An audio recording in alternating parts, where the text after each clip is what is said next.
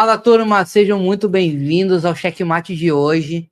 Esse programa que tá trazendo só gente assim, ó, pesada, gente que faz acontecer no estado do Rio Grande do Sul, na cidade de Porto Alegre. E o meu papo de hoje vai ser esse cara aqui, acho que é um dos criadores do entretenimento no Rio Grande do Sul, posso dizer assim. Toda vez que a gente vai procurar referência de eventos, vem o nome dele na frente. E ele tá sempre se reinventando, sempre criando produtos novos, coisas novas, é provocativo, né? É um cara... Vamos trocar uma ideia hoje com o Eugênio Correia. Tudo bem, Eugênio? Boa noite, Diego. Obrigado aí por me convidar para conversar num espaço tão bacana aí, no teu programa no Checkmate. Obrigado pela referência de pesado. Isso eu sei quando eu olho na balança da farmácia, assim que eu entro, assim eu vejo que eu tô pesando. Tu me deu um reforço, mas uma satisfação estar aqui. Vamos conversar um pouquinho sobre uma coisa que a gente ama aí, que é entretenimento. E dinheiro, né? A gente volta para o próximo, mas próximo. Pode puxar para sua frente isso. Claro, quem não gosta de dinheiro não... Tá mentindo, né? Porque dinheiro é muito bom, ainda mais quando a gente vai ficando velho. Velho sem dinheiro é uma merda, né? Não... Porque o Checkmate não é um programa assim, tá, Eugênio? Ele é um programa que a gente não pode ter vergonha de falar que faz dinheiro. Porque o dinheiro, ele gera renda, ele gera receita, ele gera emprego, ele mexe com vidas. E no teu caso, tu mexe com uma paixão e tu mexe com um sonhos. E eu te digo sonhos porque todo adolescente ele tem o sonho de conhecer o maior evento do Rio Grande do Sul. Ele tem que passar por ali. Eu vou te dizer da minha parte, eu não tinha grana para ir no Planeta Atlântida. A minha mãe vendia crepe lá dentro para eu poder ir assistir os shows. Que linda história. E eu fui me acostumando, ambientando toda a antiga. E aí eu conheci o Rafael Bestetti, né? E ele me convidou para gerenciar uma turma lá dentro, ele e o Matheus. E foi. Só que ele, assim, cara, conhece todo o planeta de cima, me criei aqui dentro, né? Então, acho que quando a gente fala de sonho, a gente fala assim, pô, meu sonho é no planeta, meu sonho é no planeta. E é uma marca que tu ajudou a criar ali. Mas eu queria que tu falasse do início da tua vida, assim, da tua caminhada, revistasse alguns momentos teus que seriam importantes para chegar a ser o Eugênio que é hoje. Obrigado, querido. Vamos lá. Eu tô com 63 anos e sempre gostei da função da comunicação, sempre gostei da função da cultura, da função da arte, e sempre gostei, sim, da função daquilo que o dinheiro proporciona, daquilo que tu tem uma situação financeira mais privilegiada, te ajuda, claro que a viver melhor, não é tudo, não é a coisa mais importante, e acho que é muito mais fácil, né, a gente primeiro realizar o sonho da gente, por consequência, ter resultado financeiro. Senão, as coisas que eu mais planejei na minha vida, com o foco muito mais de business do que da minha paixão, elas não deram certo. As coisas que eu fiz com mais feeling, com mais inteligência, claro que com muito conhecimento de mercado. O nome feeling, eu acho ele meio relativo, mas ele talvez sintetiza no meu vocabulário um conhecimento de mercado, uma experiência. E eu saí ali pelos final dos anos 70, eu me lembro que em 1976 foi um ano que me marcou muito, eu ainda era menor de idade, e comecei a botar som em clubes no litoral, na SAC, na Saba, disso eu acabei em 79 trabalhando como DJ de uma casa noturna chamada Estéreo Moto, lá em Atlântida. Eu fazia... A Estéreo Moto, ela funcionava de terça a domingo, então eu botava som terças e quartas, que não ia quase ninguém. Íamos, quem tinha a oportunidade de estar pela praia, na época tinha um pouco de vida noturna na semana, mas muito pouco. Ela era isolada ali na Avenida Central, próximo àquele posto de gasolina que tem na frente do Planeta, e aquilo naquela época era uma distância gigante do centro de Atlântida. Ali em 79 eu estudava no Colégio Rosário também, e como eu gostava de música e gostava de botar som, eu também trabalhava no Banco Maisonave. eu fazia um estágio no departamento de marketing do Banco Maisonave, e eu trabalhava das 8 da manhã às 2 da tarde, e às 2 da tarde eu voltava para Atlântida. A minha família tinha uma casa lá, eu dormia em Atlântida e fazia o som nas terças e quartas da Estéreo Moto e voltava para também trabalhar nas quintas e na sexta no banco. E aí, final de semana, eu ia para curtir. Aventura. Era o que eu fazia, aquela freeway naquela situação. Voltava, tipo, saía da Estéreo Moto, ficava 1 ou 2 horas, dava uma descansada e vinha para trabalhar no marketing do banco.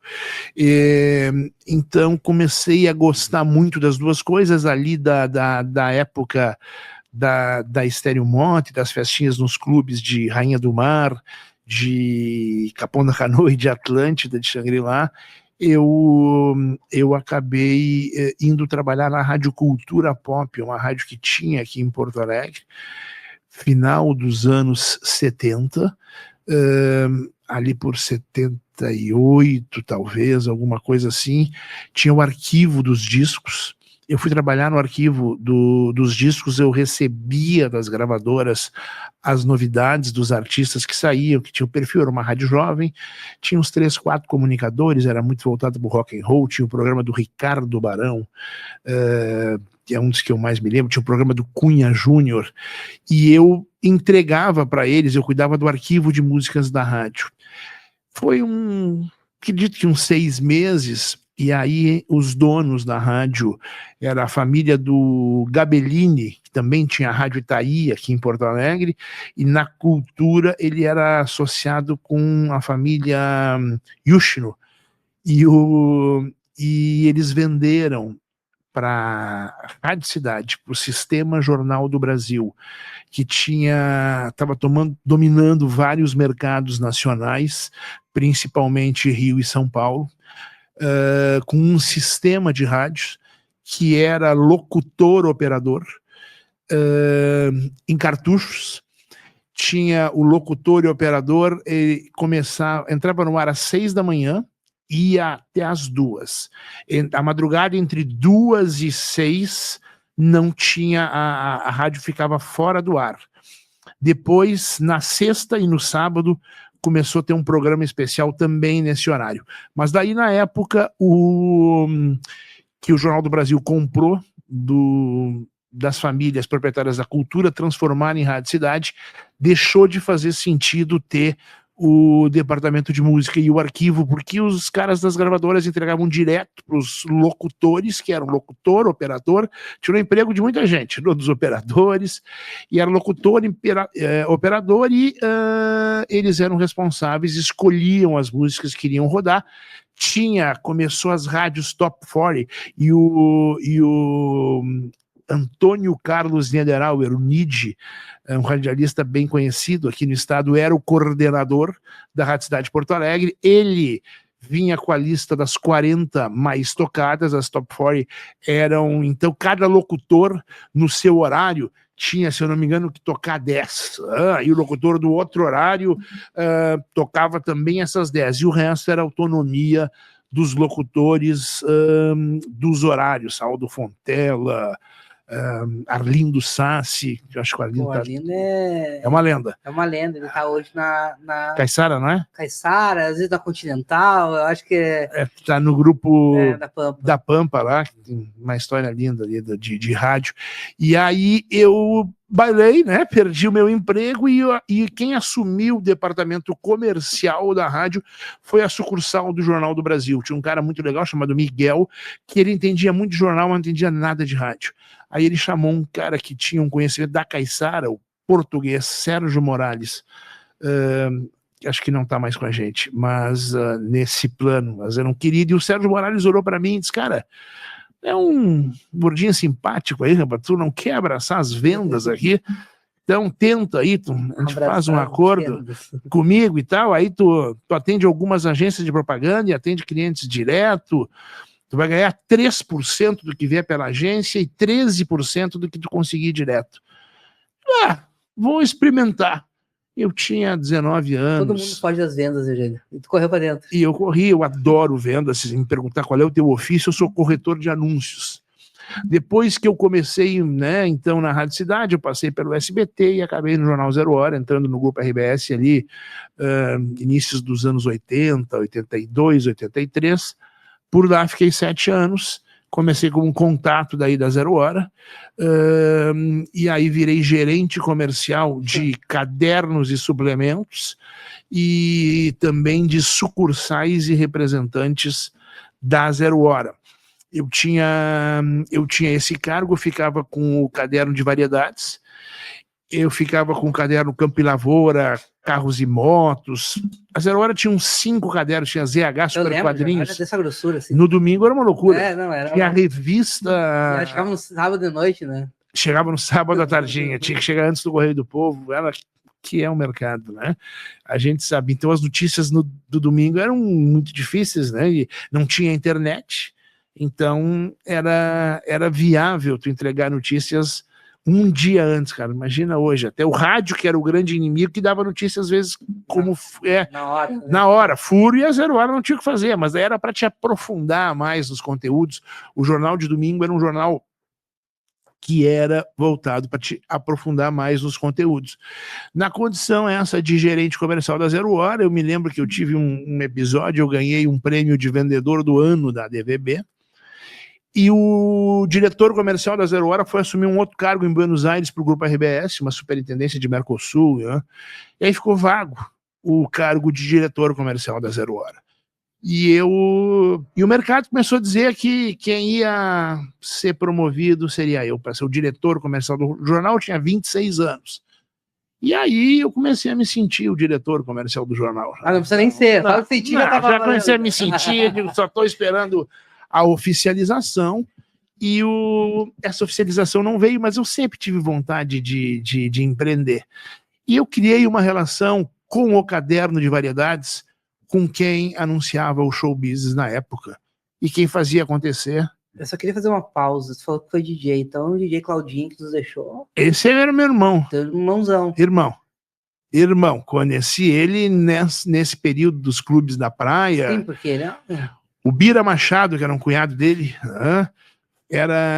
ele botava som na boate de Arroio Teixeira, no clube de Arroio Teixeira. E eu era assistente do Garoto Michel e do Quintana, que eram os titulares da SAC. E eu fazia algumas coisas na SAC também. E o Claudinho ficou meu amigo, ele era uma referência na época aqui. E eu fui DJ ídolo, muito racinho. Os caras que te dizem, é ídolo, né? De todos. E ele era uma humildade. De toda uma geração. Eu com ele uma vez, mas era uma humildade e tal. E durante a vida inteira, o Claudinho e eu, a gente se cruzou, porque depois ele foi para...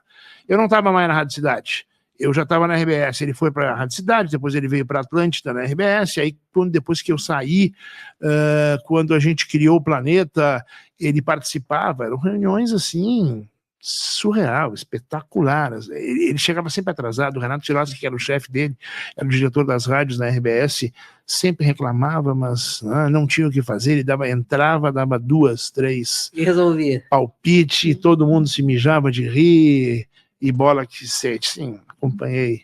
Não pude estar numa homenagem que foi feita aí por vários amigos em comum para ele, não estava aqui. Eu vi ele discotecar uma vez, tá? Que foi na inauguração do Beira-Rio. Que, falando do tricampeonato do Inter, ele entra discotecando e fazem junto com ele ali. Olha, tá na internet isso aí, tá ele discotecando. Na inauguração lá do Beira-Rio, depois que era dos Eucaliptos? Não, agora, do Beira-Rio agora. Não, a reforma? Da reforma. É? Essa que teve o Fatboy Slim também? Isso, essa que teve. Nessa mesma? Que teve também Cleidir, teve Cleidir Correia, Cachorro Grande. Teve um momento que... Artistas identificados com o Internacional? Deram um momento para ele. No título 74 do Inter, eu acho. 73. É o momento dele, assim, né? O DJ Claudinho Brasil, aparece ele discotecando e a galera na volta, assim. Querido. Então, foi um grande parceiro. Mas voltando ali, então, tu foi para as vendas. Agora que esse programa é sobre isso. Fui para as vendas. E aí, quando não assumi esse posto, porque... Fiquei. Aí não foi. Não, quando eu ganhei, todo mundo dizia que eu era muito guri.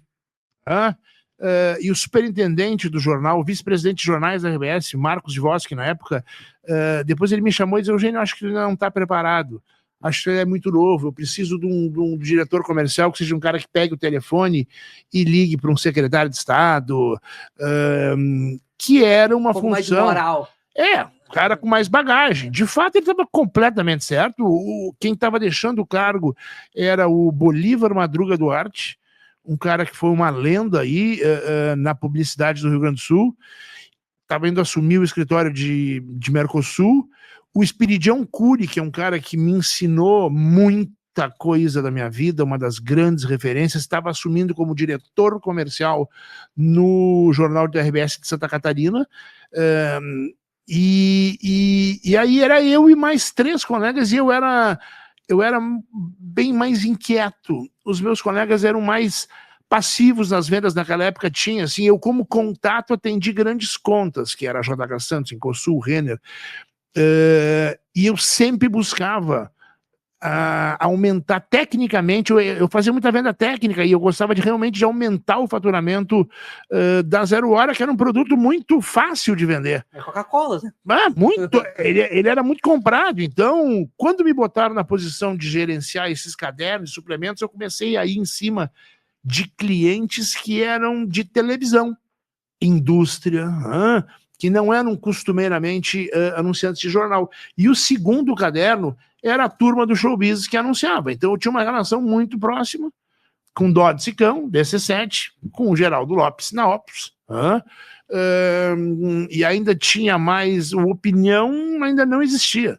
Tinha a Hi-Fi produtora, da Sandra, e eu que tinha mais ou menos essa relação. Eu me lembro que eu tinha uma relação muito forte com a turma do circo, porque quando vinham a Porto Alegre era comigo. Então 2, 3 vezes por ano tinha um circo em Porto Alegre. Era uma farra. Circo. Tupã, circo, tudo era comigo. Porque anunciavam ali A Jerusa anuncia comigo. Parque Tupã, a filha do dono do parque, que ele faleceu, né? Ela assumiu, ela anuncia comigo. Eu acho que uns anos atrás, uns 10 anos, eu andei conversando, não me lembro se com ela, sobre o Roda Gigante pro Planeta. Foi, acho que o cara comentou alguma coisa. Pode ser. E aí, eu, quando não assumi esse cargo, eu digo, aí trouxeram uma pessoa de São Paulo, um cara que era do jornal Estado de São Paulo, um assessor comercial, para assumir que ele queria ir embora de São Paulo, em função de qualidade de vida, queria ir para um lugar mais calmo, estava aquela história de violência em São Paulo e assumiu. Isso deve ter sido aí final dos anos 80, ali por 89, alguma coisa assim. Eu ainda estudava na Famecos, eu levei anos para sair da Famecos. Publicitário, né? Publicidade. Eu comecei como entrei para jornalismo, passei para relações públicas e eu vi que eu ia para publicidade e acabei fazendo publicidade, porque tinha um sistema lá de currículo. Tamo junto, então. Eu fui fazer jornalismo, o Nando Gross disse assim: Diegão, tu vai ser péssimo jornalista, vai para publicidade. Eu fui para publicidade. Eu já tinha o meu professor de produção gráfica, que ficou meu amigo, ele era produtor gráfico de uma agência de propaganda muito grande que teve aqui, chamada Standard, do grupo Standard Ogilvy Matter. E ele me disse: Eugênio, tira o teu registro como publicitário, porque se tu não te formar, é a última oportunidade agora, tinha que ser, senão a partir daquele ano ia mudar a lei e tal, tu tinha que ter a graduação em publicidade para assinar uma agência de propaganda. E ele disse: cara, com o teu tempo de mercado, RBS, tu tem direito ao registro, eu te dou, faz isso. E eu tirei o registro, mas agora estou tranquilo. Enfim, aí eu saí da PUC e quando eu vi que eu não ia assumir a função, chegou essa pessoa de São Paulo, que eu até conhecia de alguns encontros aí de jornais, de áreas comercial, de mercado, isso. Eu ia com frequência, desculpa, para São Paulo vender a Zero Hora. E aí, eu conversando com ele, um dia ele me chamou assim na sala dele, disse: cara, vamos zerar aqui, vamos conversar, tu quer ficar, acho que não tá eu não te sinto à vontade comigo aqui. Eu digo, é verdade, cara, tá? Eu acho que eu acho que eu conheço o produto, o jornal, muito mais que tu, cara. E eu sou da aldeia, né? Eu conheço o mercado muito mais do que tu. Eu acho que eu estava mais preparado, né, para dirigir equipes, bem relacionado, enfim, né? E aí, o Marcos de Vos, que me disse que queria um diretor que ligasse para o secretário, não liga, não conhece o secretário. Eu conheço algumas pessoas de governo e eu tinha ganho esse prêmio de vendedor do ano. Eu estava ainda, eu sentia um pouquinho que a carga ia ser grande, muita gente do mercado dizendo que eu era o mais capaz, mas eu estava vendo que ia ser uma carga grande. Aí, quando eu ganhei esse prêmio, foi entregue para o Walter Clark, que foi um grande profissional de televisão que teve no Brasil, e o Walter Clark deu uma palestra num almoço da DVB, onde me entregaram o prêmio de vendedor do ano. E nessa palestra, o Walter Clark disse que na carreira dele, ele tinha assumido muito cedo a diretoria comercial da TV Excelsior, de São Paulo, com 21. Eu digo, tô velho. Com 26, tô velho. E aí... Passei. Passei, sabe? Então, eu aí comecei a me sentir. Daí, essa pessoa conversando e tal, e a gente aí chegou à conclusão, eu comecei a comentar algumas coisas, de olha, cara, eu conheço o pessoal aqui do Industrial da Zero Hora, a turma que roda o jornal na madrugada, tem um boteco aqui do lado que é o Porta Larga, onde os jornalistas vão, cara, eu frequento o Porta Larga, então eu tenho portas abertas na redação, aí eu consigo emplacar os meus releases dos meus clientes, que era tudo uma missa na época na Zero Hora, não mistura comercial com redação, enfim, eram políticas muito rígidas, então tu tinha que trabalhar essas coisas para poder desenvolver o melhor trabalho, né? Eu digo, e aí eu peguei um cinzeiro que estava na mesa dele e bati de cara, acho que não conhece quem é, e quebrou o cinzeiro. Meu Deus. E quebrou o cinzeiro. Aí o cara vai me agredir. Então, eu digo, tô saindo. Aí eu digo, tu vai ficar, daí decidi, fica uma semana em casa e tu fica à disposição da RBS aí para ver se te coloca um... O que nós vamos fazer contigo? O que nós vamos fazer contigo? A gente gosta de ti, tem que ficar e tal. Não. Aí o Marcos, que tinha me dito aquilo, me chamou, os pretendentes da Zero Hora, né, dizendo, olha, o Ricardo Gentilini queria que tu fosse para as rádios e tal. Eu digo, eu não tenho interesse, mas tem uma posição de gerente da Zero Hora aqui, uma posição de mercado, assim, tu era gerente da Zero Hora ou da RBS TV. Tu tinha mais referência, assim, e eu digo, não tô afim de rádio agora, nesse momento da minha vida, gerenciar uma Atlântida e tal, não é o que eu quero, eles não. Aí a Zero Hora tinha, ele tomou a iniciativa, tinha um aniversário que eu não me lembro se era 25 anos da Zero Hora, eu acho que sim, porque nos 20 anos da Zero Hora eu participei ativamente vendendo anúncio, mas acho que eram os 25 anos da Zero Hora, eles trouxeram com um grupo que trabalhava na Zero Hora, o gerente administrativo, o Marco Aurélio, chargista, Marco Aurélio, que está vivo até hoje, fez um grande esforço e o Marcos os estimulou para trazer um jogo da seleção de vôlei brasileira, que o vôlei estava na época no auge. Foi no Gigantinho o jogo. E por alguma razão, eu não me lembro qual, deu um rolo e a RBS não quis bancar o jogo. E o Marco Aurélio e o Derli, pelo envolvimento que tiveram, resolveram bancar a iniciativa do próprio bolso. E aí tinham que vender os patrocínios, eles estavam com dificuldade, não conseguiam vender. Eu acho que a RBS tentou vender e não conseguiu os patrocínios, e aí desistiu, e eles deram a palavra, acho que foi esse cenário, né, que iam manter. E eles, cara, assim, vende para mim isso aí, te dedica, né, e vende isso aí, esse vôlei. Né? Desafiaram. Me desafiaram, então vou me desligar da RBS, definitivamente, né? E vou começar a vender eventos, porque eu era muito amigo do Dodge, do Sicão e do Geraldo Lopes. A DC7, ela, Dodge Sicão, virando DC7, Tem gente que diz que a DC7 é D de Dodge, C de Sicão e S só o Eugênio trabalha. Mas isso não é verdade. Essa lenda aí foi o Nelson Cirós que lançou isso anos depois. Mas eles tinham muita criatividade. Eles fizeram um grande evento. Ainda eu, na condição de gerente da Zero Hora, eles fizeram um evento chamado Atlântida Rock Sul Concert. Uns 6 meses antes de eu me desligar da Zero Hora. E nesse Atlântida Rock Sul Concerts foram 4 sábados no Gigantinho, né, onde se apresentavam 2 bandas gaúchas, na época Tara na Tiriça, Joey Eutanásia, era... TNT deve existir. O TNT acho que surgiu ali, acho que surgiu ali, mas eram 2 gaúchas. Garotos da Rua. Garotos da Rua. Bebeto Alves. Garotos da Rua. Garotos da Rua tinha o do Justininho Vasconcelos, meu colega de Rosário, e 2 bandas nacionais, durante 4 sábados. Ali nasceu Paralamas, nasceu só não o Legião Urbana, que era uma banda que sempre vinha com a DC7, e fazia mega shows no Gigantinho. Aí eu... E aí, nesse Atlântida Rock Sul Concert,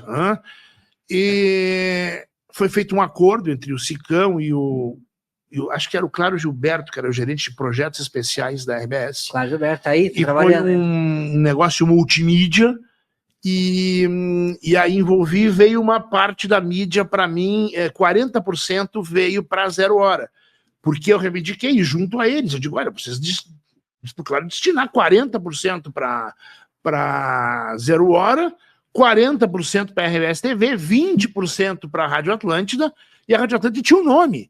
O evento chamava-se Atlântida Rock Sul Concerts. E aí a Atlântida podia vender alguns patrocínios. Quem ia vender era a turma do comercial do Claro e a turma da Rádio Atlântida. Eu não podia vender pelas 2 cotas da RBS. E o Dodge e o Sicão iam ficar com uma cota de apresentação.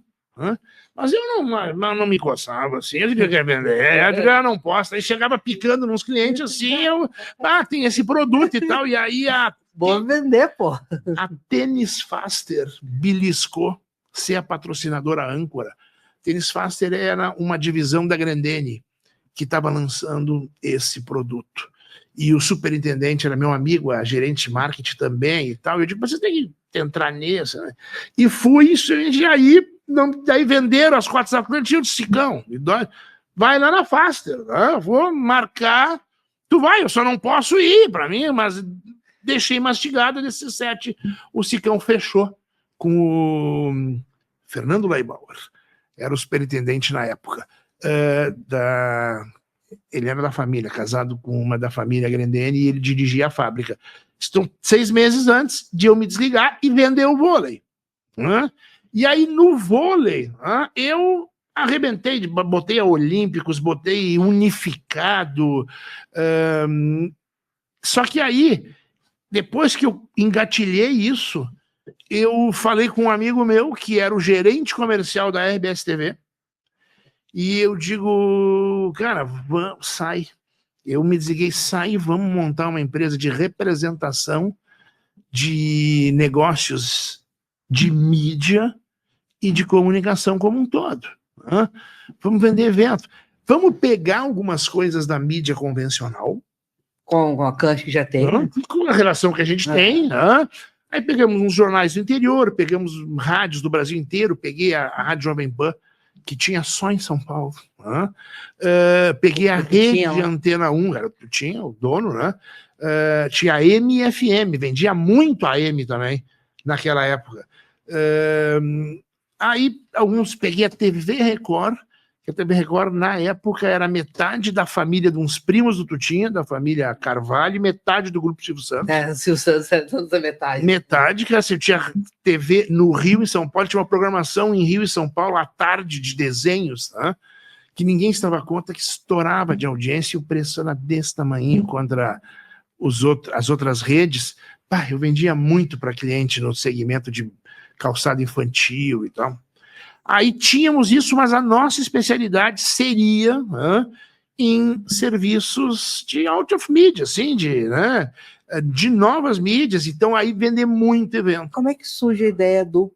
Antes de eu chegar no Planeta Atlântida, já que tu teve essa mão muito forte com a cena noturna de Porto Alegre hoje em dia, ela tá morta, né? E o que eu posso te tu acha dizer, que foi cara? Eu acho que hábitos no mundo, assim, eles estão mais diferentes, porque... Hábitos do mundo. É o mundo que mudou. O mundo mudou bastante. Uhum. Porto Alegre é um mercado relativamente pequeno, então, assim, ó, à noite eu não tenho mais acompanhado, agora acompanho um pouco por um filho de 20 anos que eu tenho, Sim. né? Que adora a noite. Mas aí tu pergunta pra ele o que tá bombando, o que tá... ele vai na Bosque, ele tem lá na Provocator, vai ali na Dom Pedro, uma que tem também, que é que há anos foi Santa Mônica, Santa Mônica Culture. É as que o meu filho gosta de ir. Santa Mônica era um clássico da cidade. Clássico, do Dutra. Quem não... Muito filho do Santa Mônica. Depois ele montou uma casa e nunca conseguiu abrir, ali na Florêncio Arthur. Tem uma casa fechada na Florêncio Arthur há 20 anos. E que nem a Chips ali, a Chips tá ali. Onde é que o Chips? Fica na Getúlio. Ainda? Sim. Mas tá ali, não sei se tá aberto ainda, mas tá ali o Chips, né? Do capacete. O capacete faleceu de Covid, né? Sim, faleceu de Covid, capacete. O Chips era UTI, na época, né? É que nem o Kimball, gente. A última tentativa do indivíduo. Que nem qual? O Kimball. Quem nunca se acabou no Kimball? Já foi no Kimball? Não. Ai, gente, então não pode deixar de ir no Kimball, gente. Vou te levar no Kimball. Não importa se tá casado ou não, tem que ir no Kimball. Eu fui uma noite no Kimball. Onde é que fica o Kimball? Fica na Farrapos ali. Já viu aquele filme Um Drink no Inferno? Não. É isso, cara. Tu entra, tu vai sair de lá meio-dia, assim, sabe? O sol na cara. Eu fui em alguns, mas não no Kimball. Então, mas fui em alguns. Wanda, né? Wanda. Foi famoso, né? E o Chips era um pouco mais light, assim. Era mais suave. Mais suave. Não vou me perder muito. E, Eugênio, vamos falar um pouco de Planeta Atlântida, né? Como é que surge essa ideia de Planeta Atlântida? É 96, né? 96. Verão de 96. Então foi era um ETzinho, assim, né? O era um ETzinho. Viu? É verdade. O Planeta Atlântida, em meados de 95, eu, na atividade da DC7 aqui, eu fiz um show do Tim Maia. Primeiro, tem uma história engraçada, a minha relação com essa peça. Tu tem uma história do Tim Maia? Muito, só que foi curta, porque ele faleceu uns 2 anos depois. E aí, durante 95, o primeiro show que eu fiz, eu pilotando sozinho em Porto Alegre, pela DC7, né? A DC7, já muito envolvida em São Paulo, fizeram um show do Michael Jackson. E eu aqui em Porto Alegre fiz o Tim Maia no Tesourinha e lotou. Né? Ele foi? Foi. Comigo ele ia. Aí eu fiquei famoso, assim, por ser um cara que levava o Tim Maia. Então fiz mais uns 4, 5 shows dele. Né? Inclusive até a gente fez mais 1 ou 2. Fiz um Leopoldino Juvenil, fiz um... E teve uma vez que eu me lembro que no Guarujá, me ligou uma pessoa e disse, olha, sou fulano de tal, então eu faço show aqui na Orla Paulista, aqui, Santos, Guarujá, né? Eu quero fazer o Tim Maia, e me disseram que o Tim Maia para vir tem que ser contigo. Eu digo, não, mas o show não é meu, então eu te dou uma garantia. Só quero tu aqui. Só quero que tu traga ele. E aí eu firmeza. Era um eletrocardiograma com ele, Eugênio. O quê? Trabalhar com o Tim Maia. Não, mas assim, ó, ele era uma ansiedade pura, mas o que aconteceu? Ele ia nas temporadas do Olímpia, que era uma casa de espetáculos em São Paulo. Sim. Que o dono foi meu sócio no bingo aqui, e tinha uma diretora artística, Sandra Sienkiewicz, e aí lá ele sempre fazia, sempre ia. Eu digo, Sandra, o que tu faz para o Tim Maia? Ele disse, não, eu tenho certeza que contigo ele vai ir. Vou te dar umas dicas. Né? Vou te ensinar. Vou te ensinar como é que tu trata ele. Então a primeira vez que eu trouxe ele, eu fui negociar com ele uns 2 meses antes, acertei tudo, ele não tinha empresário, acertei com ele tinha um saxofonista que era produtor, e eu digo, tá bom, então eu vou anunciar. Aí aqui acabei fazendo show com a Rádio Ipanema, foi o pessoal da Rádio Ipanema que me deu a dica, 94.9, para fazer o Tim Maia, que eu tinha feito o Jorge Benjor, na época era Jorge Ben, não era Benjor, e tinha sido sucesso, os artistas nessa linha aí, amigo, o Tim Maia... O Tim Maia acho que vai ser um estouro e tal, e aí, mas o cara não aparece, ele já tinha dado calote no ele é calote no Rio de Janeiro, não vai dar em nós aqui. Vai, o cara não era desse mundo, mas aí digo, vou arriscar, fui, negociei com ele, ele topou e fui buscá-lo. O show era num sábado. Fácil, na época fácil. Sentei, digo, tá, tanto, e aí ele, não, o saxofonista era o produtor. Aí uma semana antes eu depositei um valor na conta dele, e fui buscá-lo no Rio de Janeiro. Mas foi buscar em casa. Fui buscar em casa, no hotel, me hospedei no hotel que ele morava na Barra, onde eu já tinha ido, cara. E aí foi um fim de semana inesquecível na minha vida, cara. Inesquecível, assim, que eu vivi com ele, foi surreal. E viemos para Porto Alegre. E aí eu tinha um roteirinho, o que ele podia, o que ele não podia fazer. Aonde eu vou perder o homem? Contratei uma pessoa da minha confiança que era esperta, para ficar nele. Cola nele. Né? Ele não podia beber uísque nem cheirar cocaína. O resto, o que quisesse. Né?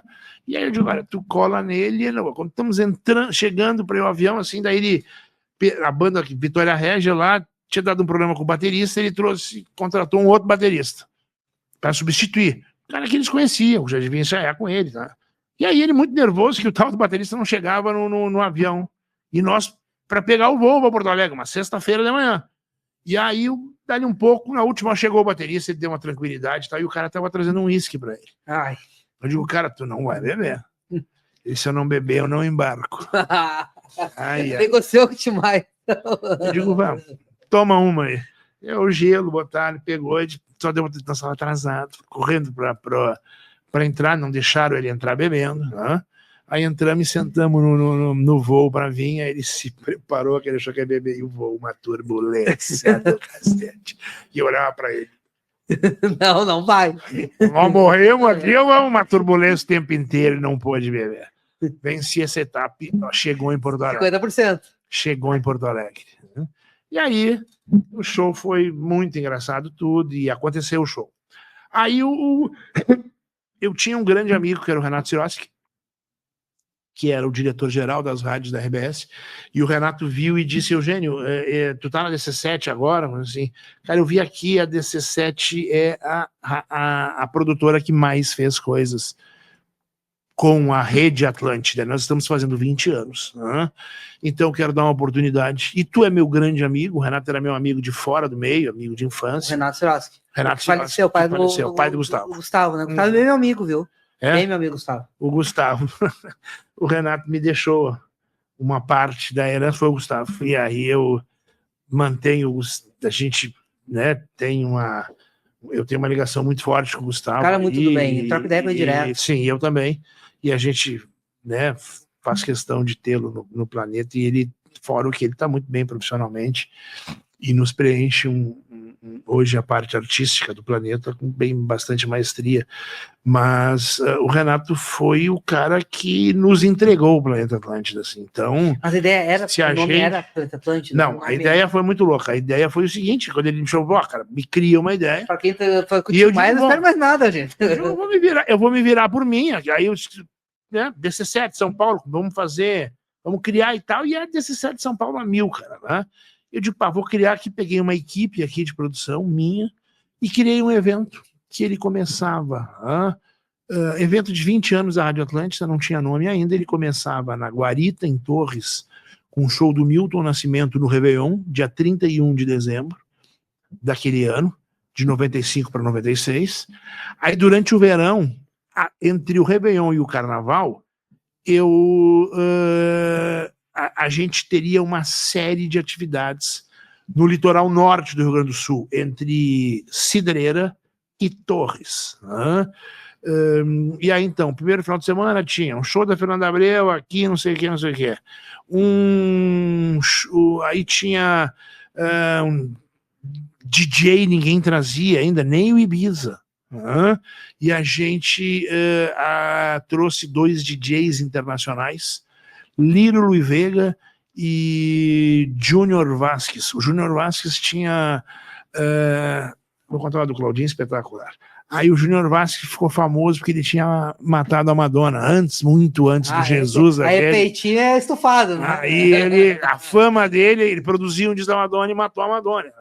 E aí nós trouxemos esses 2 DJs, e aí, isso era em Imbé, Então tinha atividade de motocross em Capão da Canoa, luau com a Fernanda Abreu na beira da praia, e tinha um show do Paralamas do Sucesso. A Saba Campestre tinha aquele baita espaço lá. Uma vez eu, bem guri, tinha visto um show do Bicho da Seda, lá na Saba Campestre. E lá era um camping. E o presidente da Saba me chamou e disse, cara, precisamos fazer um show aqui e tal. Eu digo, bah, vou botar um show do Paralamas do Sucesso. Era um dos guarda-chuvas daquele verão, dos 20 anos da Rádio Atlântida. Um show do Paralamas com a abertura do Calendé, aquele, eu não me lembro mais. Cidadão quem, né? Não era do... Cidadão quem, perdão. Cidadão quem abria Paralamas e tal, e era um show só lá no... E aí, aprovei com o Renato, aprovamos todas as atividades. É isso aqui. Inclusive essa. Esse é o evento. Aí colocaram na época o Sérgio Cunha, diretor comercial das rádios, foi ao mercado buscar patrocínio. O Geraldo Correia se envolveu demais. Opus, né? Não, o Geraldo era da RBS. O Geraldo Lopes Geraldo. era da Opus. Não, o Geraldo Correia era da RBS. Cláudio Torigo, que até ainda é o CEO, vai, né, trocar de função no final do ano, era o gerente administrativo da TV, se envolveu. E aí nós aprovaram tudo. E tudo ok, foram ao mercado montando plano. Suzana Leonardes era gerente da Rádio Atlântida, estava super envolvida. A própria Karina, que hoje está na Opus. Quer uma água, gente? Não, obrigado. E aí, depois, no fim de semana, o Dodge e o Sicão vieram para Porto Alegre. E aí fomos para Atlântida e tal. E eu mostrei todo o projeto. E aí o Dodge, a gente assim, pá, cara, faz o seguinte, não. Tá caro isso. A gente vamos fazer uma coisa mais bombástica. Eventos muito pequenos, assim, espalhados, não sei se vai dar o tanto resultado. Por que a gente não reúne tudo isso num lugar só? Faz uma coisa, um mundo Atlântida, um planeta Atlântida. O Dodge deu esse nome e tal. Eu digo, bah. Opa, tá bom. Onde é que vai ser o planeta Atlântida? Na Saba. No lugar onde seria o show do Paralamas. Dá para colocar, peguei um arquiteto, meu irmão, um produtor, desenhamos uma planta, fizemos até uma maquetezinha. Aí eu fui para a RBS e digo, olha, gente, aquilo que vocês aprovaram, assim, não vamos fazer mais. Como não? Vamos. Eu digo, não. Vamos fazer isso. Vamos fazer o Planeta Atlântida. Na época tinha surgido aqueles Planet Hollywood, que era aquela rede de restaurantes dos Estados Unidos. Do Schwarzenegger, do Rambo, mas não sei o quê. Hollywood, não sei o quê. O Planet Hollywood, vamos fazer o Planeta Atlântida. Muito feliz, na praia de Atlântida. O local era um local fantástico. Na época era uma distância. Era como se tu fizesse hoje em terra de areia, né? E aí a gente lançou, pegou muito bem, lançamos esse produto. O Renato e eu fomos vender o primeiro patrocínio para o Ricardo Von Tobel, da Vompar Refrescos, fabricante de Coca-Cola, aqui no Rio Grande do Sul. O Ricardo trouxe a marca Coca-Cola envolvida no projeto. Nós botamos pela primeira vez o McDonald's, que eu acho que só tinha uma loja em Porto Alegre. Só da Totó? Não, nem perto. Era aqui no centro, ali no edifício GBUX, do Rua da Praia Shopping. Rua da Praia, que ele é o primeiro, né? Foi o primeiro. Só tinha aquela loja e nós conseguimos levar um quiosque daquela tortinha e do sorvetinho. Era só o que vendia num quiosque do McDonald's, mas foi uma inovação gigantesca, sabe? Então, quando falo em inovação, a gente, na nossa época, esta foi uma inovação.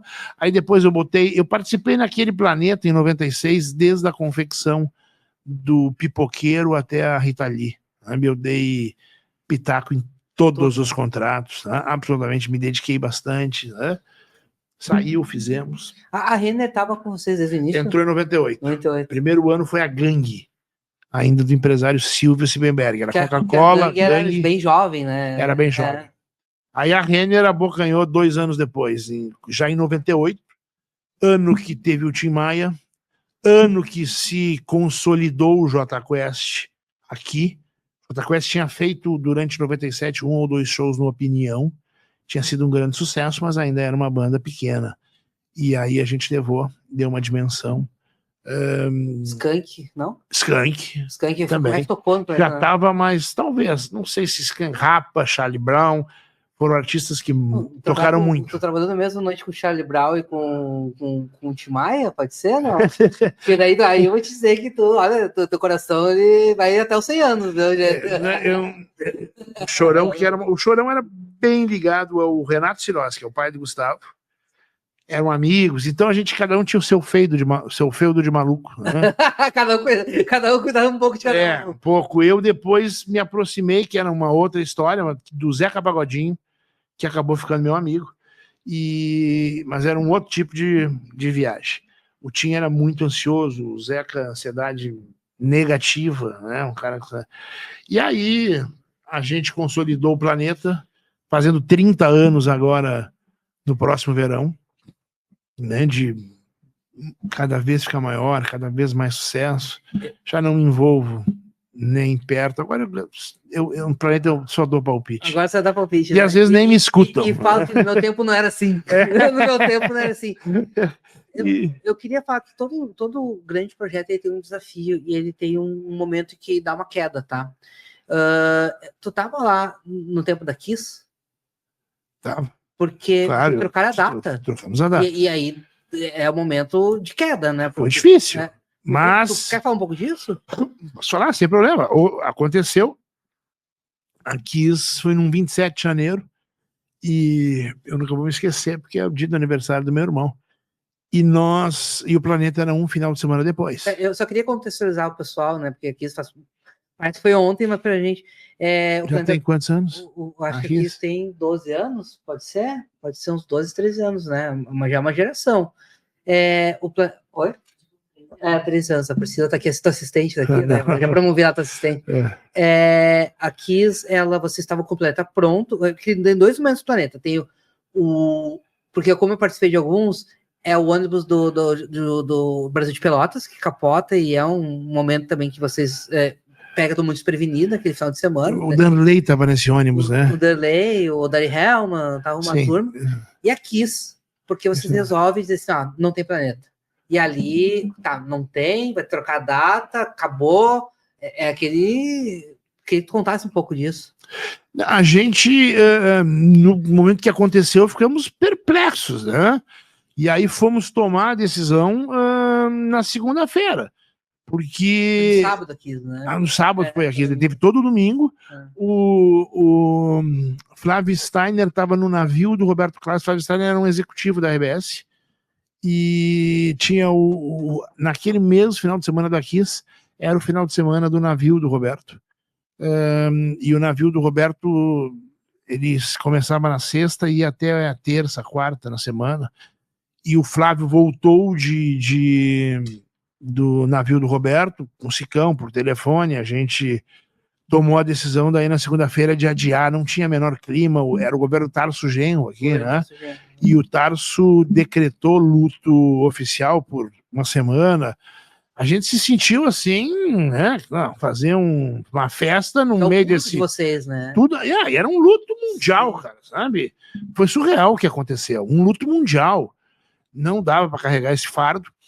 E aí nós adiamos para depois do Carnaval. O Carnaval era no final de fevereiro e o Planeta seria no início, porque 27 foi o fato da Kiss, uma semana depois, né, já fevereiro seria o Planeta. Nós acabamos fazendo o Planeta depois do Carnaval. O único artista que não conseguiu vir, que não tinha como, não foi porque ela quis fazer, foi a Ivete Sangalo. Não foi má vontade. Não foi má vontade. Todo mundo conseguiu. Nós gastamos fizemos um investimento pesado, né? Porque a Ivete não tinha como, porque toda a equipe já estava com férias programadas. Não era. Salvador, tchau. Né? Não era uma questão financeira, cara. Né? E aí outros a gente teve que ninguém pediu um centavo a mais. Pelo contrário, né? Tem gente que abriu mão de alguma coisa, mas nos custou reprogramar. Aéreas, tudo, né? Os artistas, a equipe que montou. Dias antes, né? Imagina, já estava lá o Planeta montado. Então, e aí a gente, então, trabalhou com isso. Tivemos um outro episódio em Santa Catarina, que foi uma intempérie climática. Eu tava nesse planeta. Não foi enchente, foi muita chuva e caíram 2 torres das laterais. E aí ficamos sem energia. Muita chuva, isso aí deu um pequeno transtorno, cara. Ninguém se machucou, mas houve um susto. E aí, naquele momento, a gente conseguiu depois manter o do Rio Grande do Sul, porque lá era antes. E mais tarde fizemos um show para a comunidade aí para compensar as pessoas que tinham, porque tu vai num planeta, não é uma questão de devolver o ingresso, né? É uma questão que... Né? O cara pagou hotel, se programou e tem um investimento na experiência como um todo. Então aí vai... então não... Mas eu programei minhas férias em função do planeta, programei isso, eu aluguei casa, tudo, e não fazer é complexo. Tu pode ver, Eugênio, não tem roteiro, então eu vou lembrando as coisas e vou te perguntando e a gente vai construindo, tá? Nós falamos agora de Planeta de Onde Perder. Eu lembrei também que o Mamonas, o último show foi o Planeta, né? E ali foi com vocês também, né? Foi sim, no Planeta. E os Mamonas foi um sucesso. Ele tinha feito a Ibiza. Ele tinha vindo no Rio Grande do Sul. Tinha vindo no Rio Grande do Sul 15 dias antes. E nós não aceitávamos nenhum artista que não tivesse uma quarentena. Antes e 10 dias depois do Planeta. E o primeiro ano já teve a questão dos Mamonas, que era um fenômeno, era o que estava de diferente na época, no cenário e tal, e tínhamos que ter os Mamonas. Eu me lembro que o Paralamas do Sucesso questionou até se participaria de um festival que tinha Mamonas. Depois eles ficaram felizes, participaram. Questionaram? Questionaram, não estamos entendendo esse line-up com uma banda que é infantil. Não é infantil, é familiar, pega todo mundo. E o Planeta, na época, tinha censura livre. Nós acabamos anunciando com muita antecedência, Mamonas no elenco. 98, né? E 96, no primeiro ano. E acabou micando os shows da Ibiza, porque todo mundo deixou para ver no Planeta. Porque aí via Mamonas mais, né? Titãs, que tá ali, Paralamas, Fernando Abreu, Cidadão Quem, essas que eu me lembro, Armadilha, a banda que fez o nosso tema. E aí Mamonas vieram até... Aí saímos do Planeta, né? Veio o Carnaval, eu fui para Aruba. E no meu retorno para Porto Alegre, na conexão em Guarulhos, eu estava em Guarulhos quando o aeroporto fechou em função do acidente deles. Olha que louco. Olha quanto momento já viveu, né, Eugênio? É por isso que eu digo, o Checkmate é para revisitar esses momentos. E aí que eu digo, o Planeta é um momento de alegria, é um momento que o jovem, ele espera, né? Eu não sei como é que tá a juventude hoje. Pai, tu que é jovem, Pai, já foi no Planeta? Sim, o Porto Alegre. O ano passado tu foi no Planeta, pelo Porto Alegre 24 horas, foi cobrir. É verdade. Tu tinha cheio do Pai? Não. Mas era um sonho, né? Olha, viu, gente? Ano passado a gente foi convidado para cobrir o Planeta, né? E eu mandei a Paim, porque eu tava viajando, e a Carol também tava, mandamos a Paim. E ela dizia, eu tô realizando um sonho. E é isso que a gente ouve do Planeta Atlântida. As pessoas dizem, estou realizando um sonho. E isso é um sonho. Hoje em dia já tem pais que se conheceram do planeta que levam os filhos, né? Netos. Esse momento que é um momento que lá atrás, quando nas primeiras tábuas lá, tu nem imaginou que ia chegar nesse tamanho, ou tu sempre soube que ia continuar nesse tamanho. Não dava para ter essa precisão. Os meus sócios sempre acreditaram que ia perdurar, que a gente ia fazer um produto. Depois dos primeiros anos eu me lembro que até que dentro de uma estratégia assim, pensamos, olha, vamos fazer de 2 em 2 anos para não desgastar a marca. E aí nós vamos fazer 97, foi o segundo. E aí, a partir de 98, a gente faz 98 também, mas daí vamos fazer de 2 em 2 anos. Eu encontrei o Nelson Sirotsky numa praia, na Atlântida, né, na beira da praia, e comentando, depois do sucesso de 97, tal, eu digo, ano que vem a gente faz, mas daí vamos... Aí ele olhou pra mim, cara, se tu fizer o sucesso aí do Planeta, tu vai ter dificuldade de fazer de 2 em 2 anos. Né? Se 98 for o sucesso de 96, 97... tu vai ter dificuldade de fazer de 2 anos. Em 98 veio a edição de Santa Catarina. Lá ela andava, tinha mais dificuldade de patrocínio, dificuldade de mercado, né? Aí durou uns 15 anos, eu acredito, e acabou descontinuando Santa Catarina. Mas aqui é sucesso sempre, né? Graças a Deus. Sim. Eugênio, quer falar? Não, se quiser abordar, não sei se quanto tempo a gente tem ainda. Pode ir, né? eu falei pra painha. A TV é minha, Eugênio, eu sou dono de TV. Então eu determino o tempo. É que eu tô também com uns compromissos que eu tenho que... e tu gostaria de abordar um outro filho, que é o Cais Embarcadeiro. Cais Embarcadeiro, exatamente. Que também é uma história linda, que eu gosto de falar. Tem muito de mim ali. O Cais Embarcadeiro é uma parceria da DC7 com a Tornac, do Fernando Tornaim. Eu sempre tive muita vontade, eu fiz algumas coisas profissionalmente nos armazéns do Cais Mauá. Também aconteceram algumas outras coisas, mas era uma coisa desorganizada. Tu tinha um canal no governo, tu conseguia um pavilhão do Cais Mauá. Eu acabei casando em 2002. Meu casamento foi num pavilhão do Cais Mauá. Eu nunca me esqueci que uma amiga minha que fazia festas e tal me disse: pai, tu não pode casar num clube, tu tem uma história na cidade, tu tem que casar num lugar diferente, tu tem que casar no Cais Mauá. Eu digo, que grande ideia. Fui lá, consegui o Cais Mauá e fiz ali meu casamento. Não? Isso tem mais de 23 anos. E aí fizemos ali, a festa foi linda, vieram alguns artistas aí, no nosso casamento, veio quem será? Não, se apresentou o Cláudio Zoli, e o Emílio Santiago, e os DJs eram os meus DJs da Liquid aqui. Eu tinha um restaurante que era o Baguta, eu fiz tudo muito caseiro nesse sentido. E ali não, Cabeção ainda não era das minhas relações, e aí eu acabei digo, pá, me fixei de que tem que fazer alguma coisa aqui para a cidade.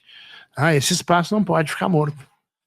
No governo de Germano Rigoto, eu me lembro que eu fiz um evento para as lojas Pompeia, e a gente foi, eu e a Carmen Ferrão, fomos lá dar uma conversada com ele, e ele disse: olha, eu vou botar eu vou fazer isso rodar. Eu vou fazer isso rodar, isso aí. E ele me disse assim, olha, em consideração a vocês aí, a última coisa que vai sair num pavilhão do Cais vai ser isso. Depois nós vamos entrar num processo de privatização, de utilização de alguma forma naqueles armazéns. E aí eu fiquei com aquilo na minha cabeça. Não começou no governo Rigoto, ele chamou um cara chamado Edemar Tutiquian, que era um cara do governo lá, virou pai do projeto. O governador Rigoto, depois entrou a governadora Ieda, que fez a sucessão do governador Rigoto, e aí a Ieda manteve o Edemar Tutiquian na equipe, deu para ele um status de secretário de Estado para o assunto do Cais Mauá. 2007. 2007, é isso? 2007, então, o Edemar Tutiquian me convidou, digo, olha, do DC7 tem tudo a ver aí com o espaço. Eu digo, é tudo que eu quero, cara, sabe? É botar um espaço aqui. Depois disso, cara, eu fiquei com ideia fixa de fazer, e eu me dediquei a minha vida a pesquisar docas pelo mundo. Eu conheço tudo quanto é doca de rio, doca de lago, doca de mar, doca de estuário, doca de tudo que pode imaginar. Eu fui, todo mundo conhece, vamos para a Argentina, vamos ver, todo mundo fala em Porto Madeiro. Eu conheci a doca de Rosário, porque Rosário é uma cidade que tem muita afinidade com Porto Alegre, cara, sabe o tamanho de pessoas e tal, e aí falaram que era até que tinha mais mulher bonita no mundo, né? Tipo, até a do Messi, é bonita as mulheres, né? Aí eu digo, fui num jogo do Grêmio a Rosário para ver Rosário. O jogo foi 3-0 e o Roger foi demitido depois desse jogo quando treinava o Grêmio. Então conheço Rosário, eu conheço Gênova, eu conheço no Brasil, eu conheço no Rio de Janeiro, obviamente, Porto Maravilha, mas eu conheço Belém do Pará, a Companhia das Docas, muita atividade nos Estados Unidos, Nova York tem ali as funções do Chelsea e o que é na beira do Hudson, mas eu saí de Nova York, eu fui conhecer um dos maiores referências de aproveitamento de cais que é a cidade de Baltimore, em Maryland, que tem um dente de mar e tudo acontece no entorno desse dente. Então tem uma vida, tem uma parte que é residencial, uma parte que é comercial, uma parte que é do coração financeiro da cidade, depois uma parte de hotelaria, comércio, muita gastronomia pela volta inteira desse golfo, e aí as pessoas pegam um water taxi de um lugar para outro, tem transporte coletivo, é uma vida nesse golfo, é uma grande referência. Fui conhecer em Buffalo, fui num show do Metallica. Buffalo é lá na divisa com o Canadá, eu nem sabia que era no estado de Nova York, 8 horas de carro de Nova York até Buffalo, e que é onde tem um lago lá, faz a Cataratas de Niágara, lá no Canadá. Eu fui no show do Metallica para ver as docas da cidade de Buffalo. Gênova é uma baita de uma referência, tem Barcelona, enfim. Eu conheci África do Sul, eu conheci. Meu turismo era a ver com docas, né, porque eu queria trazer. Doca, tu tava dentro. E aí eu tive um processo, a gente aí ganhou no governo Ieda Concessão. a concessão, foi feita a licitação, né, e ganhou um grupo espanhol, assessorado por um amigo meu, que era o Maurênio Stort, e era um grupo de um cara de Barcelona e 2 de Madrid. Eu lembro que os espanhóis ganharam mesmo. Formaram esse consórcio. Aí o que aconteceu? Aí houve uma descontinuidade, a governadora Ieda não se reelegeu. Perde pro Tarso Genro. Aí ela começa. Não, tu sabe assim, ó, qualquer governo dá descontinuidade não é bom. Aí não é uma prerrogativa do PT, lamentavelmente. Sim. Vícios de poder público. Sim, ele podia ter acelerado, mas depois passaram outros governos e foi andar no governo Leite. E ainda de maneira que mas olha o tempo foi muito ao caso. Não, inadmissível. Quando eu casei no Cais Mauá... 2007 para 2025? Eu casei em 2002. Eu casei em 2002 e aí a minha mulher, na época, casamos, fomos onde é que vamos passar no lua de mel? A gente estava preparado para ir para uma ilha essas ilhas do Pacífico lá. A ilha dos marinheiros. Fiji, vamos. Aí foi para a ilha dos presídios. Aí a gente olhou de onde é que a gente vai. Sabe, aqui a gente viu, está crescendo, tá surgindo um negócio aqui no meio lá do deserto, os Emirados Árabes, né? Tinha 2 Emirados que estavam investindo muito em turismo, que era Abu Dhabi e Dubai, e principalmente Dubai. Aí a gente olhou, eram 5, 6 resorts, tinha o centro histórico de Dubai, que devia ter, né, sei lá, 500 anos, 1000, e tinha alguns resorts na beira de uma praia bonita, mas era um mega deserto, e a gente olhou e digo, olha só, tá surgindo isso aqui, mas é só uns resorts e tal. Vamos enfiar no meio do deserto? Vamos manter a ilha. Fomos pro Tahiti, né, mas assim, cara, olha o que é Dubai, e o Cais Mauá não andou. 20 anos. Andou só o embarcadero, 23 anos. 23. Isso, do meu casamento. Então, não se justifica. Olha a comparação que tu fez. Dubai, uma cidade que estava surgindo no meio do deserto, e cais que estava... Um cais aqui em Porto Alegre, pronto. 13 galpões, pronto. Mais uma companhia de silos e armazém abandonada, que é na continuação. Umas docas ali, ainda tinha uma que tinha o serve para o corpo de bombeiros, cara, né? Mas o resto não tinha mais nenhuma valia. Uma hidroviária, que tudo se manteria no projeto, né? Obviamente. Só que aí também caiu em mãos. Aí foi uma sucessão. Só quem acompanhou tudo isso. E aí, o que foi a minha vantagem? Eu estava o tempo inteiro acompanhado. Em 2014, no governo Dilma e governo Tarso, nós fizemos lá o Cais Embarcadeiro, durante 40 dias na Copa do Mundo. Na Copa do Mundo do Brasil, teve 40 dias de Cais Embarcadeiro. Porque o governador Tarso prometeu em campanha que não ia atrasar o processo. Só que nos primeiros anos ali, que acho que ele deve ter assumido em 2012, ele não aproveitou o embalo, porque a Ieda teve um erro, porque ela, quando perdeu a eleição, ela acelerou a assinatura do contrato para que fosse ainda na gestão dela. Ela achava que ia ganhar. Ela quer entregar. Tá? E ela queria entregar. Ela queria estar com aquilo assinado. E os espanhóis também, tá? Que ganharam. Forçaram um pouco a barra, então o contrato tinha falhas. E aí entrou... Pesado, né? A ANTAC, que não tinha mais nada a ver, resolveu achar que tinha alguma coisa a ver. Como aquilo não era mais um porto operacional há muitos anos, aquilo simplesmente era um imóvel do Estado do Rio Grande do Sul.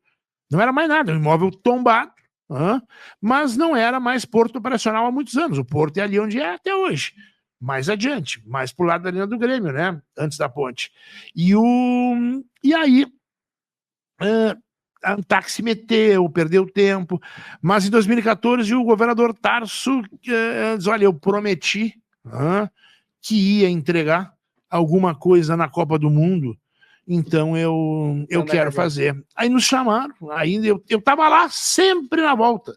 Aí eu tinha uma relação com o chefe da Casa Civil, que era o Pestana, e tinha uma relação com os gestores que naquele momento estavam tentando fazer um trabalho legal, para tentar, porque aí já tinha, os espanhóis tinham perdido os espanhóis, o que aconteceu, eles assinaram também um contrato comigo um dia, já no governo Tarso, porque eles queriam alguns ativos, porque desses 3 espanhóis teve crise na Espanha, faltou dinheiro, os 2 de Madrid estavam mortos, coitados, e o de Barcelona tinha muito dinheiro.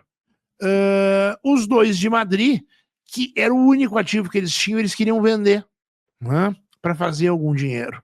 E aí eles venderam para um fundo do Rio de Janeiro, e esse fundo comprou, botou um dinheiro na mão deles, fez uma compra de gaveta e acabou se perdendo demais, tal, até que apareceu depois um grupo com 2 empreendedores que se especializaram em gestão de fundos estressados e fundos podres. E eles foram lá, o fundo chegou a ser abandonado. Ele acabou parando na mão daquele cara da REAG, que há pouco apareceu na mídia aí, com envolvimento aí com aquele, todo esquema aquele dos combustíveis, sim, e PCC e tal, o Mansur. Faria Lima ali, né? Isso, e esse cara não conseguiu levar para adiante o processo e o projeto, entregou o fundo na CVM, o fundo ia ser extinto. Aí esses 2 rapazes assim que tinham estudado em Estados Unidos e tal, e se especializado em gestão de fundos podres, se habilitaram a pegar o fundo. E aí eu descobri quem ia ser o executivo aqui, fui em cima, acabei fazendo um contrato, resolvemos tirar o Cais Embarcadero. Quando fez em 2014, foram 2 pavilhões ali bem centrais, o que eu casei, inclusive, que é o B1 e o A1. E aí eu botei uma balada com o Robertinho Vari, que era daqui do Clube 688, aqui do centro, com a produtora Void, e aí botamos uma praça de alimentação, botamos um espaço mais voltado à família também, que era um dos pavilhões que tinha o Sebrae, fez um investimento, e havia uma secretaria do governador Tarso, que era uma secretaria de microempreendedores, que aí tinham pequenos espaços, foi bacana. E aí, só que depois ficou 40 dias e não durou mais. E aí então, quando esse fundo vendeu para essa REAG, e a REAG desistiu, esses 2 se habilitaram, e o Cais Embarcadero seria, perdão de ter me perdido no raciocínio, ele era na frente da rodoviária, ali na antiga fábrica de gelo. Ali era a nossa área de entretenimento. O projeto Cais Mauá inicial era um shopping a céu aberto, onde hoje é um embarcadero, depois vinham os pavilhões, e aí cada pavilhão tinha um destino, depois ali onde no atual projeto, assim, que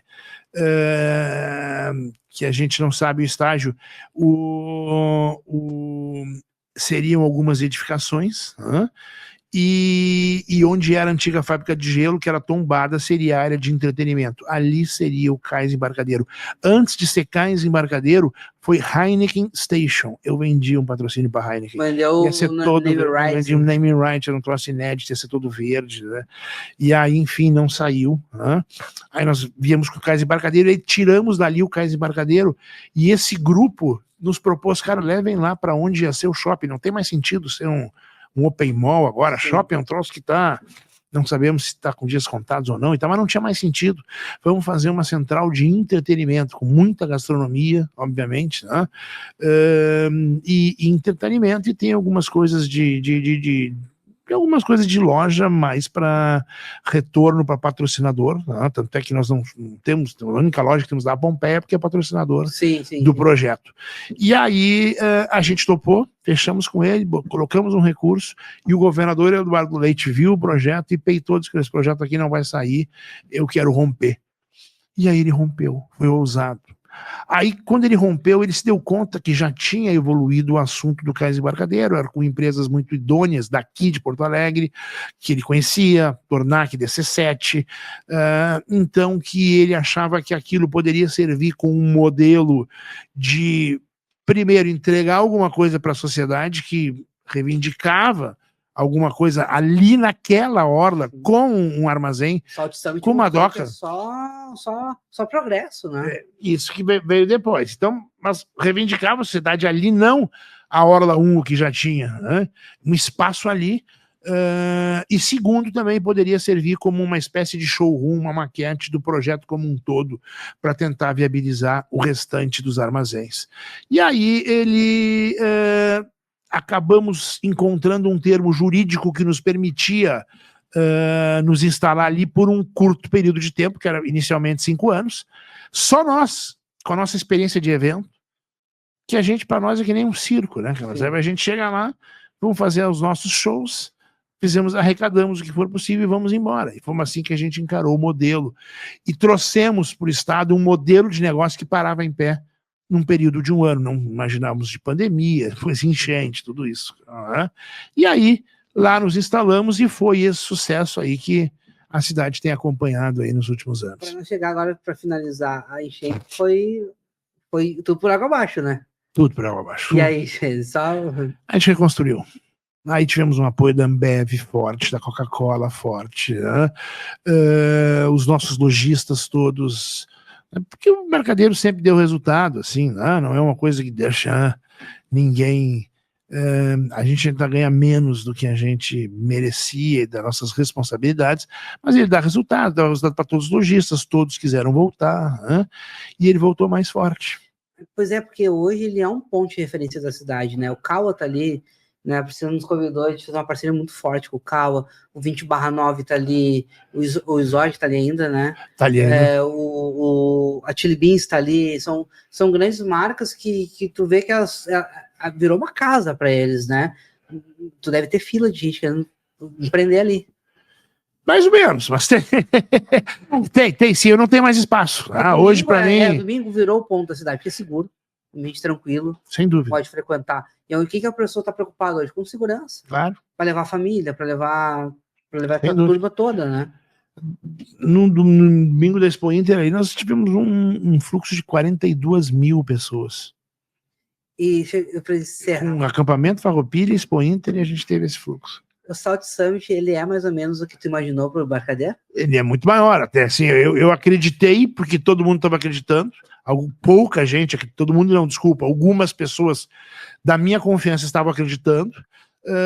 Criei uma relação com o Zé Renato e com o Thiago, que era esse CEO, o Zé ficou meu amigo, o governo do Rio Grande do Sul estava acreditando muito, e eu digo, tô no embalo, não sei se vai ser tudo isso, sabe?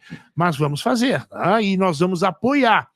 Não são nossos aqueles pavilhões. Sim, quando tu vê aquele movimento assim... Se misturou com o Embarcadero, e aí virou um grande pilar para minha área de alimentação, para os nossos lojistas ali, gera negócios para o Embarcadero, então é importante financeiramente, porque aí a gente desenvolve ações no Embarcadero, pensando no fluxo do Salt Summit.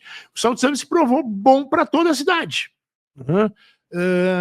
Todo mundo se dá bem com o Salt Summit, não só as lojas do Embarcadero, todos os lojistas de shopping, hotelaria nem se fala, né, chega quase a dar 100%. Mas o bairro Moinhos de Vento, tu passa no bairro Moinhos de Vento ali ao meio-dia ou à noite, nos jantares, né, que ele encerrava cheio de gente crachá, né, do Salt Summit, gente falando tudo quanto é tipo de língua. Foi um desenvolvimento gigantesco para a cidade como um todo. Gente, quero te agradecer muito aqui. Acho que vai ter que ter um papo 2 aqui, Priscila. Tu negocia com ele aqui, porque A gente, logo, breve aí, vamos anunciar uma coisa muito bacana pro final do ano do Embarcadero. Não posso falar agora. Gente, aí tu vem aqui mas no programa. eu vou a gente vai Fora do ar tu me fala, então. Sim, mas não pode falar. Algumas pessoas sabem, não tem como guardar esse segredo, tem umas 7 chaves, mas eu não posso politicamente, tá? Ser incorreto agora, né? E eu falar. Depois eu te falo e mais tarde, né, se puder segurar essa informação, até porque não tem muita coisa, mais do que o hardware, mas a gente vai fazer um troço muito lindo no final do ano lá. Cara, eu queria muito agradecer teu tempo, a tua disponibilidade. Imagina. De vir aqui. Nosso portal é um portal da cidade, um portal novo. Estamos rompendo algumas barreiras e tem um cara aqui desse quilate aqui dando essa entrevista pra gente. É só aula. Só isso que eu quero te agradecer muito pela tua presença. Deixa um recado final pra turma aí do Portal 24 Horas. Olha, sabe, primeiro eu que agradeço esse espaço, eu sei da tua audiência, né? A Priscila já me falava, a gente teve um dia juntos lá no Cais Embarcadero, vejo muita gente que são referências para mim aí, falarem muito dos teus conteúdos, a Kátia Tedesco é uma que, sabe que te defende bastante, então assim, pessoas, eu que te agradeço esse espaço aí, falar assuntos que muito me agradam. Eu não esqueço de pessoas que abrem a porta para mim e a Kátia, quando a gente não tinha nem pensado em ser por 24 horas, a gente tinha um projeto há 10 anos atrás, eu pedia credenciamento de imprensa para ela e ela me dava em shows gigantes e o tratamento dela foi sempre o mesmo comigo. E hoje eu disse para ela, tu aqui, a Priscila é uma pessoa que tem portas muito abertas com a gente, sim, porque são pessoas que a gente não esquece quem estende a mão pra gente, né? E a Kátia é uma pessoa que tá no meu coração, assim, eu tenho um carinho muito grande por ela, porque eu sei que ela tem conosco, e ela vê que a gente é cria dela, assim, né? Porque tudo que eu aprendi de como lidar com a imprensa é um grande show, foi com ela que eu aprendi, né? A Priscila, desafiei ela a ser meu host do evento de lançamento da TV, e ela tocou o evento sozinha, gente. E eu só dizer, resolve, Priscila, resolve. Então, assim, pegou uns tapetes por 5 mil reais, tá, gente? Até hoje eu perdoo ela. Ela mandou, eu preciso de um pique de 5 mil. Esse tapete vai ficar pra mim? Eu disse, não, tá alugado, que isso, Priscila? Então, eu só quero te agradecer mesmo, meu irmão, assim, ó. Obrigado, querido. Imagina. Por ter dado sala pra gente. Tá bom. Obrigado. Então tá, na técnica tá Paim, dá oi, Paim. Isso aí, na produção Bira. E também hoje tá ajudando aqui a Priscila, né? Assistente do Eugênio. Terça-feira que vem tem mais. Cuidado que vai entrar com uma trabalhista aí. Não pode. Não. Trabalha pro Cais. Esse serviço pro Cais. Ela é assessora da Sabrina, da Fábio Macon, que tocam lá. Então tá, gente. Terça-feira que vem tem mais Checkmate. Valeu.